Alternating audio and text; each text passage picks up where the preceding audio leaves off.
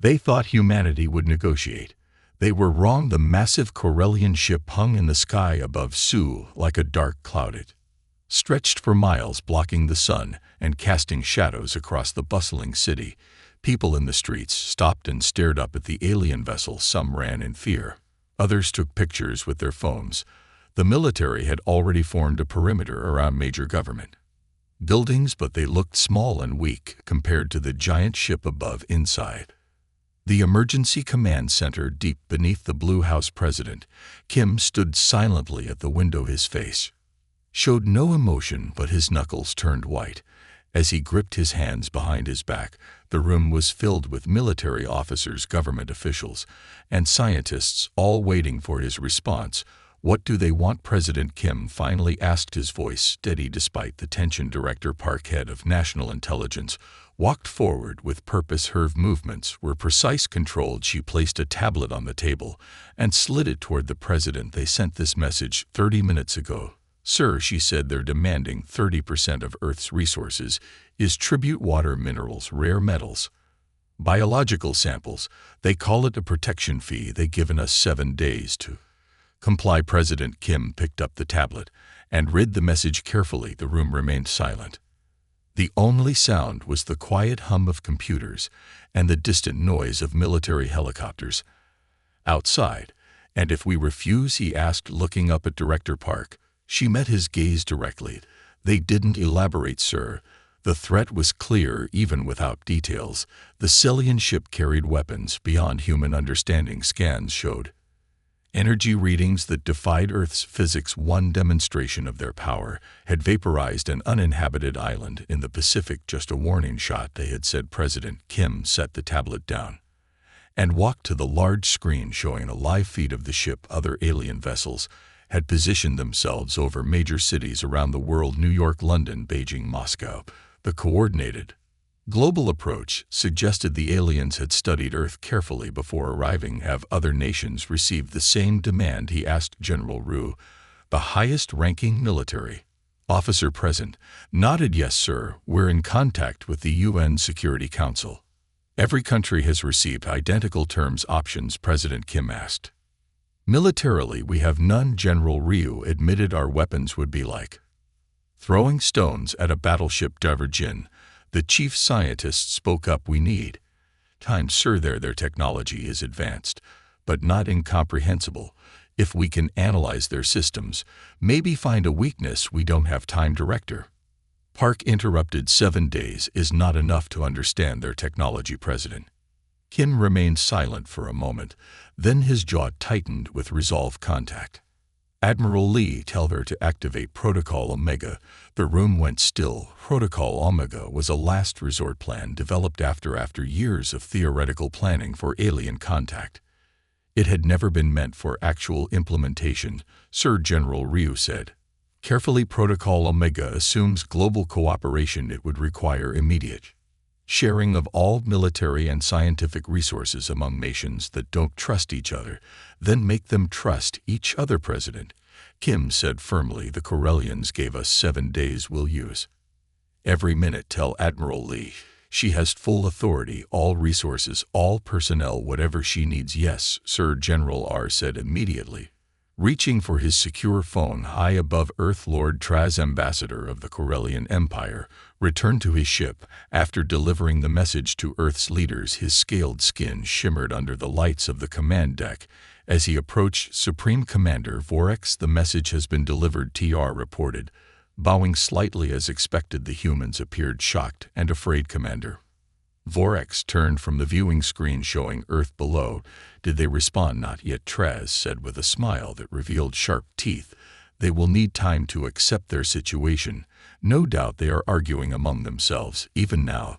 The scan results are interesting, Vorex said, gesturing to the data displays. These humans are more advanced than our initial reports suggested. They've progressed quickly for such a young species, but still no match for us. Traz pointed out their most powerful weapons couldn't penetrate even our basic shields, and they're divided into nearly 200 separate political entities. They'll Never unite in time vortex, nodded. The Galactic Council was wise to select this planet. The resources here will fuel our expansion for decades, and the humans will make excellent workers. Once they understand their place, they will negotiate as all lesser species do. Traz said confidently. Their silence is merely fear.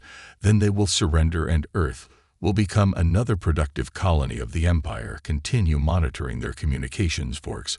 Ordered. Report any organized resistance immediately, though I don't expect any. Turs bowed again and left the command deck. He had conquered 12 worlds for the Empire. This would be his 13th. The humans would be like all the others, scared, divided, and ultimately submissive. Back on Earth, Admiral Lee received the call while aboard her flagship in the Pacific. At 53, she had spent her life preparing for wars that never came until now. Protocol Omega confirmed, she said after listening to General Ryu. I'm activating all cells. Immediately she ended the call and turned to her executive officer. Commander Sun, it's happening, she said. Simply. Commander Sun's eyes widened. Protocol Omega, they're really here. Admiral Lee nodded. Above Su and other major cities, they want tribute, 30% of Earth's resources. What do we have that they could possibly need? Asked. Everything, Lee replied. Water, minerals, biological diversity. Earth is a treasure trove, and they want us to hand it over without a fight. She walked to the command center of the ship and pressed her palm against a scanner. A hidden panel opened, revealing the special terminal. Lee typed a complex code and pressed her thumb against another scanner. This activates sleeper agents in every major research facility worldwide, she explained. Scientists, engineers, military strategists, people who were briefed on this possibility and have been preparing in secret for years. Will it be enough? Asked. It has to be, Lee said. Send the coded message to all Protocol Omega participants.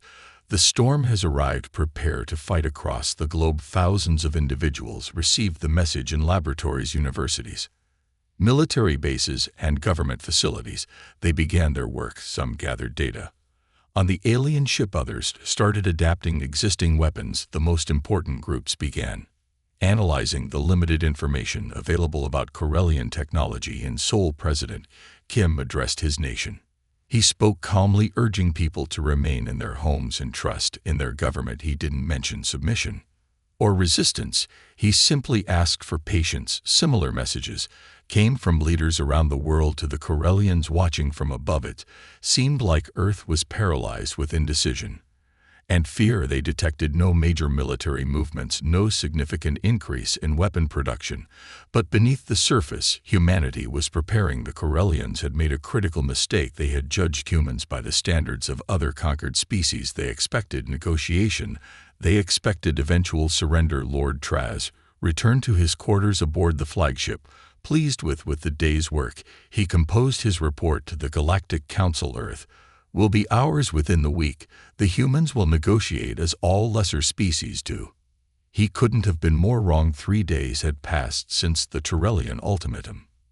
In a secret underground facility beneath Jew Island, Dr. Choice stared at the data streaming across multiple screens. His team had been working without rest, analyzing every bit of information they could gather about the alien ships. The room smelled of coffee and sweat. Empty food containers piled up in corners. Choi ran his hand through his messy hair and squinted at a particular pattern emerging in the data. He adjusted his glasses and leaned closer. There, he whispered, then louder. There, I see it now. His assistant Moon hurried over. What did you find? Instead of answering, Choi tied rapidly, entering new parameters into the simulation. The large central screen displayed a model of the Selene shield system. It pulsed with blue energy that shifted and morphed in regular patterns. Watch, Dr. Choice said, pointing to the simulation. The shield frequencies shift every 82 seconds. But look here, he zoomed in on a particular section during the transition. There's a vulnerability. The simulation showed a brief flicker in the shield as it changed patterns. 3 seconds, Dr. Choice said. For 3 seconds during each transition. The shield is weaker, not completely down, but penetrable with the right weapon. Moon stared at the screen. Are you certain? We can't afford to be wrong. I've run the analysis 17 times, Choi said. The pattern is consistent. Moon immediately reached for the secure phone. We need to contact Admiral Lee. Within 2 hours, Admiral Lee arrived at the facility. Despite having barely slept since the aliens appeared, she looked alert and focused. She strode into the lab with purpose, flanked by 2 senior officers. "Show me," she said without preamble. Choi ran the simulation again, explaining his findings in detail. The shields operate on a rotating frequency to prevent our weapons from adapting, but the transition between frequencies creates a brief window of vulnerability. Admiral Lee nodded, studying the data carefully. "Can we exploit it?" "We believe so," Choi replied, "but we'll need global coordination. The window is too short for random attacks. We would need to hit all Cylon ships simultaneously during that precise 3-second window." "And what kind of weapons would be effective?" Admiral asked. Choi pulled up another simulation. "Based on our analysis, concentrated electromagnetic pulse weapons might work. Not our standard military EMPs, they're too weak. But if we combine our technology with what we've learned from studying their ships, we might be able to create something strong enough." Admiral Lee was silent for a moment, processing the information. "How long to develop these weapons with normal procedures?" "Years," Choi admitted, "but under Protocol Omega with global resources, maybe 3 days." Admiral Lee's expression remained neutral, but her eyes showed a glimmer of hope. "Begin immediately. I'll coordinate with other nations." As Admiral Lee left the facility, she contacted the Global Command Center established under Protocol Omega. "Leaders from major nations were connected via secure channels. We have a potential weakness," she reported, "but exploiting it will require complete cooperation. Every nation with advanced technology must share everything: military secrets, research breakthroughs, experimental weapons." On screens around her, faces of world leaders showed mixed reactions. The Russian president frowned. The Chinese premier looked skeptical. "Trust has never been our strong suit," the British Prime Minister said dry. "This isn't about trust," Admiral replied. "It's about survival. The Hellions won't stop with 30% of our resources. Study their patterns across the galaxy. Every world that surrendered was eventually stripped bare," she shared. Intelligence gathered by analysts who had studied Cylon communications images appeared, showing other worlds, once thriving planets, now reduced to mining operations. Silence followed. Then one by one the leaders nodded their agreement. "Whatever you need," the American president said finally. In bunkers across the planet, humanity prepared research facilities from Sue to Stockholm, worked on the EMP technology. Military bases from Beijing to Buenos Aires prepared deployment strategies. Intelligence agencies shared information freely. For perhaps the first time in history, old enemies became allies overnight. Resources were pulled. Scientists who had once competed now collaborated. The greatest minds on Earth focused on a single goal: survival. At a military base near Busan, Captain Kang oversaw the retrofitting of commercial satellites into weapons platforms. His team worked tirelessly, converting communication equipment into delivery systems for the new EMP weapons. "Will this really work?" asked Lieutenant June, his second in command. Captain Kang looked up from the satellite component he was modifying. "It has two." He pointed to a radar screen showing the Cylon vessels in orbit. "They're watching us, monitoring our communications, scanning for weapons, but they're not seeing what's really happening." "What do you mean?" Lieutenant Jun asked. "They think we're preparing for surrender," Captain Kang told his team as they gathered around. "Our official channels are filled with discussions about the tribute demands. Our visible military forces haven't moved significantly." "Let them think that." His team nodded, understanding the STIR strategy. "The Excellence believe they know us," Captain K continued. "They think we're predictable. That's their mistake. They've never faced humans before." Meanwhile, aboard the Cylon flagship, Lord Traz prepared his daily report to Supreme Commander Vorex. He reviewed the surveillance data with satisfaction. Human military movements were minimal. Official communications indicated heated debates about which resources to surrender. Several nations appeared to be arguing over their percentage of the tribute. Lord Traz entered the command deck and bowed to Commander Vorex. "The situation continues as predicted," he reported. "Human leaders are discussing surrender terms. Their military forces remain in defensive positions." Only Commander Vorex nodded.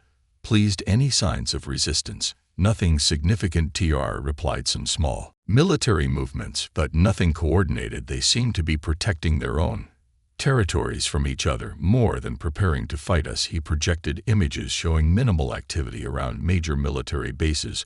What the Corellians couldn't detect were the underground facilities where the real work was happening. They are behaving exactly as the conquest. Mandel predicts. TR continued. Initial shock followed by disorganized panic, then acceptance of inevitable defeat. Excellent, VOR said. Prepare the collection vessels.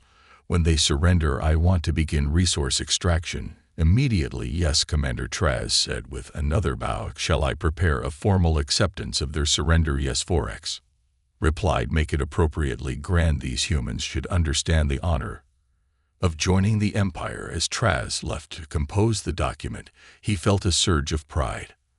Another successful conquest for his record. The humans were so predictable, so weak but deep beneath the surface of Earth. Dr. Choi's team had completed the prototype EMP weapon. Admiral Lee watched as they ran the final test. The device pulsed with energy, targeting a small shield generator built using reverse-engineered Cellin technology. The test shield flickered and failed. It works, Dr. Choice said, his voice showing exhaustion and excitement. If we time it precisely during the 3-second vulnerability window, it will work against their ships. Admiral Lee allowed herself a small smile. Begin mass production immediately and make sure nothing reaches their scanners.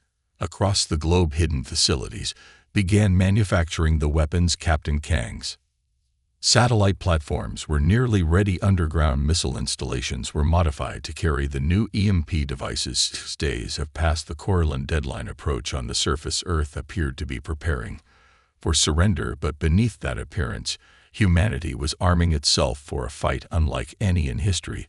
The Corellians expected negotiation. They would get war instead. As the final hours ticked down, Admiral Lee addressed the combined forces of Earth. Her face appeared on screens in hidden command centers worldwide. Tomorrow, we show the Corellians what humans are truly capable of, she said. They think we're predictable.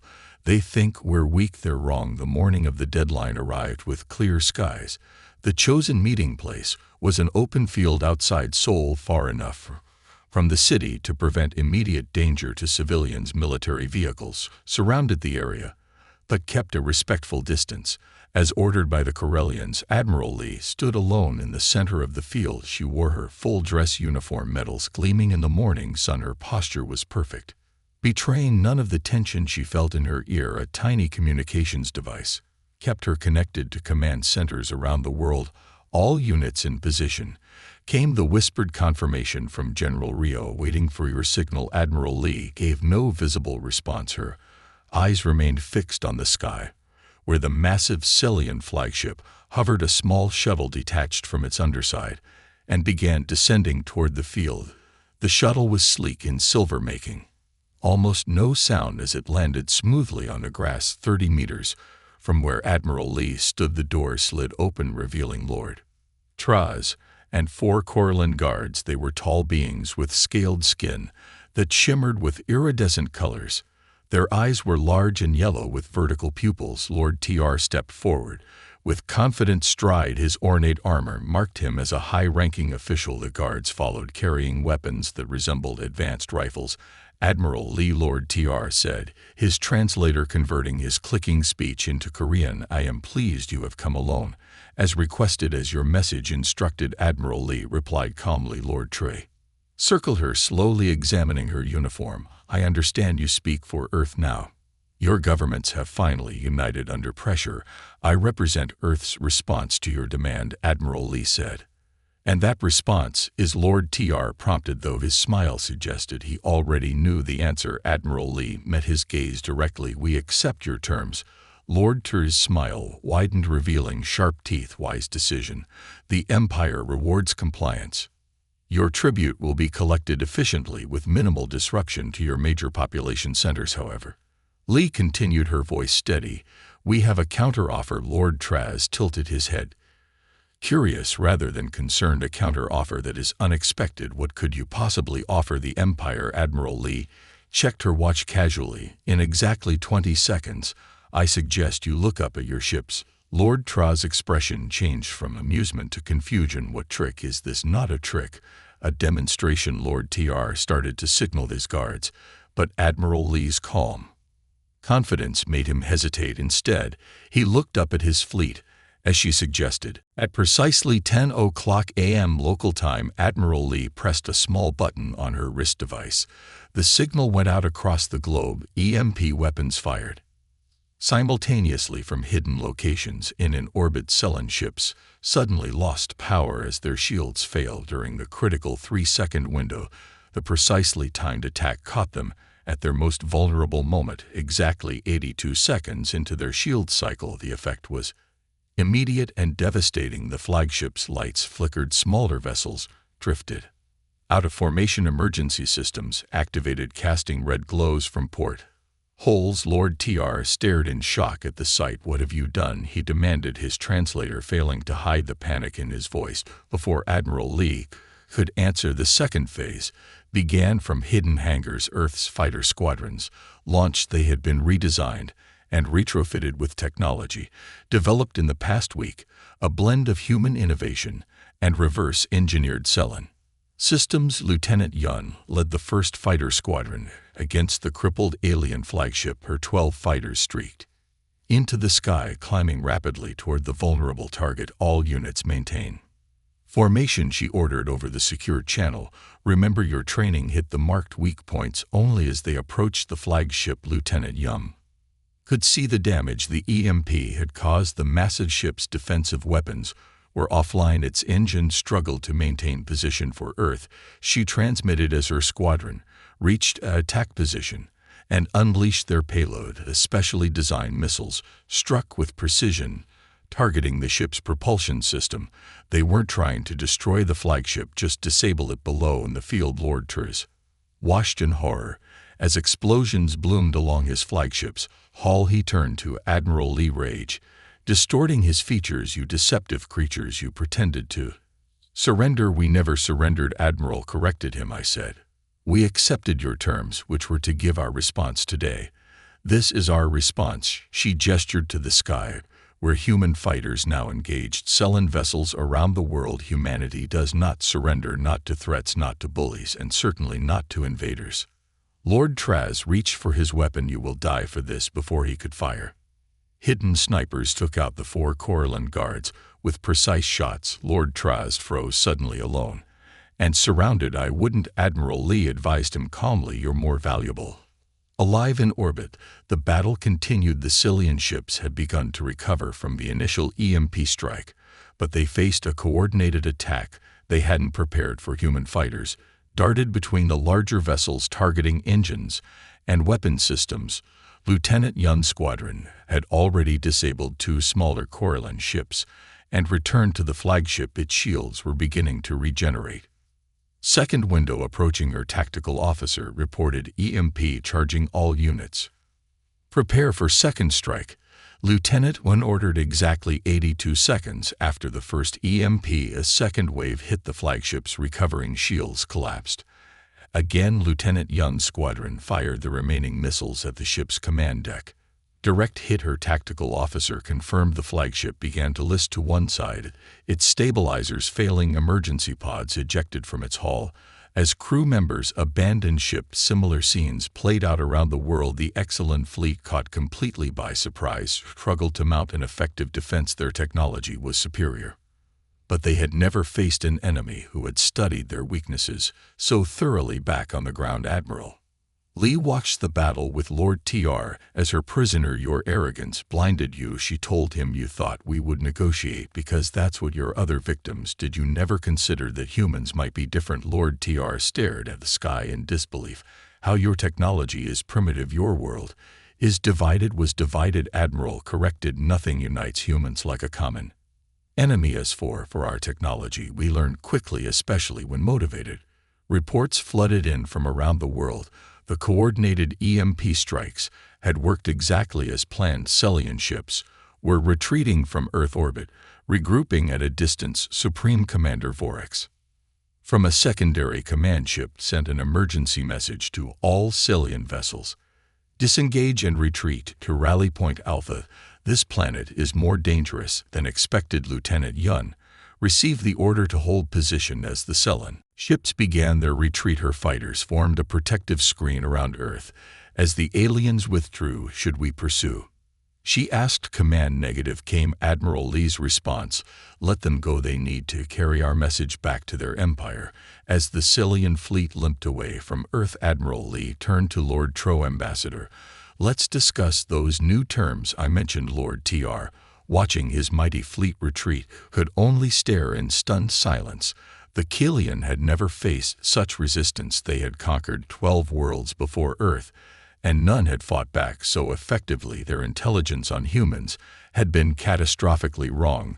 These weren't primitive, divided creatures that could be easily subjugated. These were dangerous, resourceful beings who had turned the Empire's own technology against it. As their ships retreated to a safe distance, Supreme Commander Vorex faced an uncomfortable truth. They had seriously underestimated humanity. The easy conquest he had promised the Empire had turned into an embarrassing defeat, and back on Earth humanity celebrated its first victory against the stars, knowing that the war had only just begun.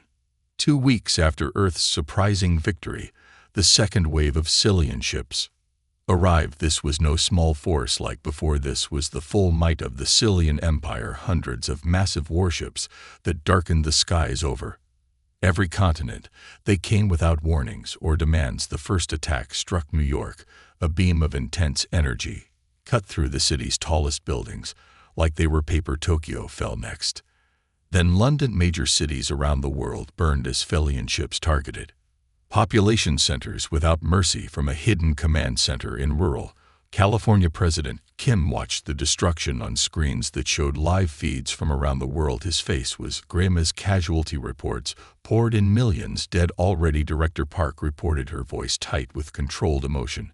And we're only 3 hours into the attack. Where is Admiral Lee? President Kim asked. Safe in the bunker beneath Mount Hala. General Ryu answered. The Excellence haven't found it yet. And our countermeasures? General Ryu shook his head. Our EMP weapons are less effective. They've modified their shields after the first battle. We can still penetrate them, but the damage is minimal. President Kim stared at the screen showing burning cities. Connect me to Admiral Lee. Deep beneath Mount Hala on Jew Island, Admiral Lee received the call in the hardened bunker that served as Earth's main military command center. The facility had been built years before as a refuge against nuclear war. Now it protected Earth's leaders from alien weapons. Mr. President, Admiral Lee acknowledged as his face appeared on her screen. The situation is dire, President Kim said. Without preamble, they're targeting civilians to force our surrender. Admiral Lee nodded grimly. They're angry we and embarrassed them. This is retaliation, but also a tactical move they want to break our will to fight. Is it working? The president asked quietly. No, Sir Admiral. Lee replied firmly. We anticipated this response. It's brutal but predictable. She pulled up a strategic display showing Earth and the positions of Cillian ships. They're focusing on causing maximum damage with minimum risk to their fleet. They're staying high in orbit out of range of our most effective weapons. Can we stop them? Not immediately, Admiral Lee admitted. But we have a plan. We've been developing Operation Dragon since our first victory. What does it entail? Admiral Lee's eyes showed determination. We take the fight to them. We already have a network of orbital platforms, almost ready. Civilian space stations, satellites, and our own military space have been retrofitted with weapons based on Cillian technology. Will it be enough? President Kim asked. It has to be, Admiral Lee said simply. After the call ended, Admiral Lee gathered her command staff. Despite the grim news from around the world, her voice remained steady. Launch Operation Dragon, she ordered all units. Prepare for orbital engagement. Commander Han, who had been overseeing the orbital defense network, stood at attention. We're ready, Admiral. The network is at 80%. Completion not ideal but functional. It will have to do, Admiral Lee said. Begin deployment immediately. Throughout the next 12 hours, as Corellian ships continued their bombardment of Earth's cities, a new force rose to meet them from hidden facilities around the world. Spacecraft launched into orbit. Some were military vessels that had been modified, With new weapons, others were civilian craft space station modules research. Vessels, even private space tourism ships, now armed and ready for war. Commander Han led the orbital defense network from his command ship, a former space station module now bristling with weapons. All units report in, he ordered as his cobbled together fleet took position in Earth orbit. One by one, the captains of Earth's impromptu navy acknowledged his command. It was a strange fleet, mismatched vessels from dozens of nations, united by desperation and courage, begin attack. Pattern Alpha. Commander Han ordered, remember your training, hit and retreat. Don't stay in their firing. Solution. Earth's fleet engaged the Corellian warships with surprising effectiveness. The smaller human vessels darted between the massive alien ships firing weapons. Developed from studying Cellin technology, they couldn't match the aliens' firepower, but they were nimble and unpredictable. In his laboratory beneath Mount Haladur, Choi monitored the battle through data feeds. His team analyzed every exchange of fire, every hit and miss, searching for patterns. They're adapting to our technology. Choi warned, calling Admiral Lee directly. The shield vulnerability we exploited is already smaller, down to 2.1 seconds from 3, and they're randomizing the cycle timing. Admiral Lee frowned. How long until our weapons are ineffective at this rate? Maybe 48 hours. Choi replied. Admiral Lee relayed this information to Commander Han in orbit. Then we'll adapt faster, Han replied without hesitation. He turned to his weapons officer. Modify our firing patterns, randomize our approach vectors. They're learning from us, but we can learn from them too. The battle for Earth's orbit intensified. Cellian ships, confident in their superior technology, had not expected such fierce resistance. Their initial strategy of bombarding cities from a safe distance was disrupted as they were forced to defend against the swarming human vessels. For every human ship destroyed, 2 more seemed to take its place. Earth had committed everything to this fight, every spacecraft, every weapon, every trained pilot. On the 3rd day of battle, Choi made a breakthrough by analyzing the Cellin communications his team had intercepted. He identified a fundamental flaw in their tactical algorithms. They relied too heavily on centralized command. He explained to Admiral Lee, all battle orders come from their flagship. If we can disrupt that communication, then their fleet loses coordination. Admiral finished. Can we exploit this? Yes, Choi said. We've developed a targeted communication jamming system based on their own technology, but we need to get close to their command ship to deploy it. Admiral Lee immediately contacted Commander Han. We have a new priority target. The plan was simple but dangerous. A small strike team would approach the Corellian command ship under cover of a larger attack, while the main fleet distracted the Corellians. The strike team would deploy Choi's jamming device. Lieutenant Yun volunteered to lead the mission. Her fighter had been upgraded with the best stealth technology Earth could produce. This is a one-way trip, Commander Han warned her. Lieutenant Yun nodded solemnly. I understand, sir. For Earth, the attack began at dawn on the 4th day. Earth's fleet launched a full-scale assault against the Celian line. As the battle raged, Lieutenant Yun's small team approached the massive Cellin command ship from below, using the planet's magnetic field to mask their signature. Approaching target. Lieutenant Yun reported, no sign. They've detected us.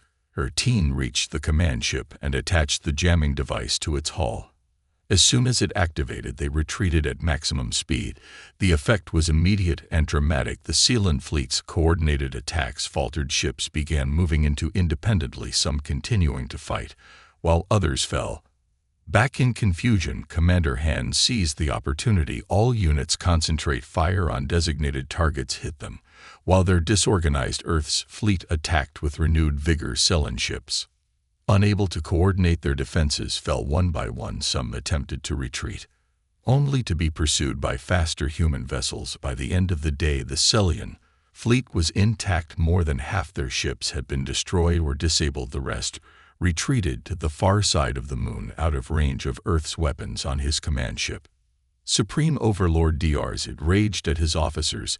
The communication system had been restored, but the damage was done. How could this happen? He demanded. They are primitives. We have conquered a 100 worlds more advanced than this. His executive officer, Commander Sorix, stepped forward. Supreme Overlord, we must consider withdrawal. We have lost too many ships. This conquest is costing more than the planet is worth. Withdrawal. Draz. The Empire does not withdraw. The Empire conquers. The Empire has never faced humans before. Another officer dared to say they are different. Murmurs of agreement spread among the officers. What had begun as a simple conquest mission had become a catastrophe. Nearly half the Imperial fleet destroyed by a species that barely had spaceflight technology. When they arrived, Draz saw the rebellion growing in his officers' eyes. The simple conquest he had promised was now threatening his position in the Empire.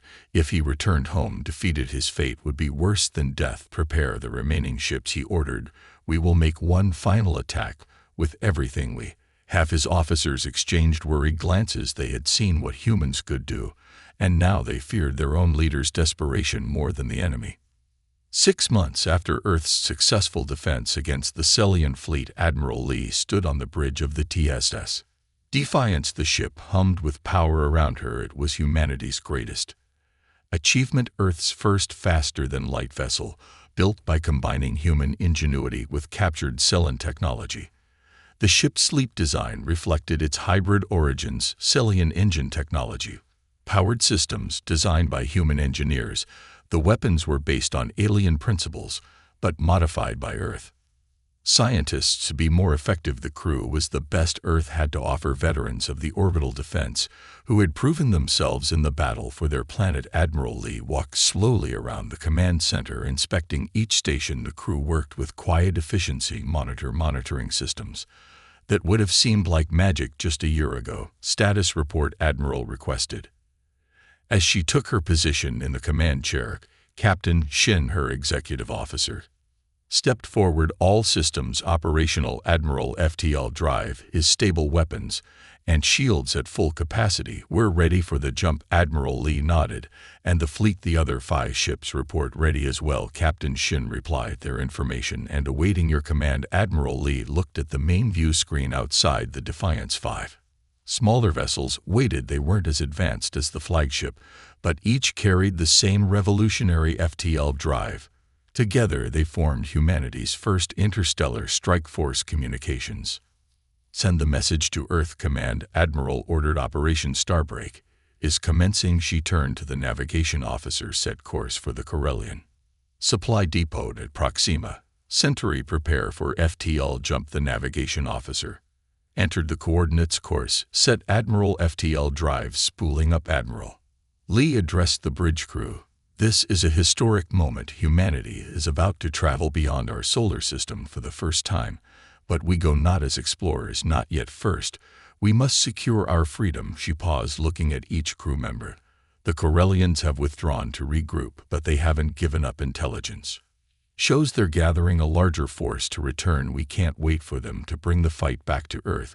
We must take the fight to them. FTL drive ready, Admiral, the engineering officer reported. Admiral Lee noted. Execute. Jump. Space seemed to bend around the 6 ships. Then, in a flash of light that briefly outshone the sun, they vanished from Earth's solar system. The journey to Proxima Centauri took only hours instead of the years it would have required before. When the fleet emerged from FTL, they found themselves facing a massive Thelian supply depot. It was a sprawling space station surrounded by cargo ships and a small defensive force. They're not expecting us, Captain Shin observed, studying the tactical display. No alert status. Minimal weapons powered. Target their supply routes. Admiral Lee ordered. Cut them off. Disable. Don't destroy. And unless necessary, we need those supplies. Before Vorex could answer, the throne room doors burst open. A guard rushed in, his scales pale with fear. Supreme Overlord, human ships have entered the system. They bypassed all our defenses outside the palace. The TSS Defiance and 15 other human vessels, a fleet that had grown with each victory, appeared in orbit around the Corellian throne world. They made no aggressive moves. They simply waited. A message was broadcast on all frequencies in perfect Celian language. This is Admiral Lee of Earth. I am here to speak with Supreme Overlord Thraz regarding terms of surrender yours, not ours. The Celian command was thrown into chaos. Some demanded immediate attack, others advocated escape. Thraz, seeing his authority crumbling, made a desperate decision. I will meet with this human, he declared. Prepare my shuttle. When Admiral Lee finally met Supreme Overlord Deer to dictate terms, he expected mercy. What he received was justice. They'd met on the Defiance in a conference room designed to accommodate both species. Thraz entered with arrogance. Despite his circumstances, you have been fortunate, human, he said as he took his seat. But fortune changes. Admiral Lee's expression remained neutral. This isn't about fortune, Overlord Deer. This is about consequences. Your empire attacked my world without provocation. You killed millions of my people. There will be a reckoning. She placed a data tablet on the table. These are our terms. They are not negotiable. Thraz glanced at the tablet, then looked up with shock. These demands are impossible. You cannot expect the Celian Empire will withdraw from Earth space immediately, Lee stated, cutting him off. You will acknowledge Earth's sovereignty and our right to defend ourselves. You will pay reparations for the lives lost. You will free all enslaved species in your empire. You destroy centuries of imperial rule. Thraz. Admiral Lee leaned forward. No, you did that when you attacked Earth. We're just finishing what you started. As news spread of humanity's victory, subjugated species across the galaxy looked to Earth with hope. What had begun as a desperate defense of one planet had become a movement for freedom throughout the sector.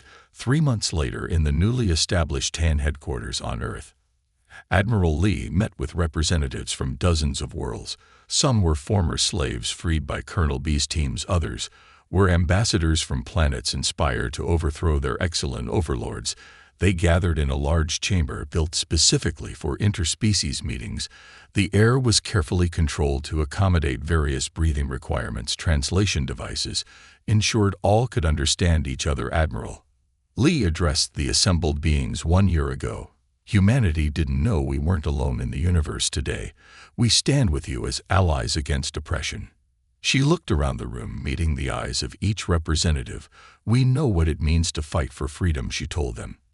And now we'll help you fight for yours. A BL-skinned Kelvar, now serving as ambassador for his liberated world, stood. The Excellence thought humans would negotiate and surrender. They were wrong. The galaxy will never be the same, and we are grateful for it. The chamber erupted in sounds of agreement from dozens of species. The age of the Corellian Empire was ending. The age of freedom, led by the most unexpected species in the galaxy, had begun.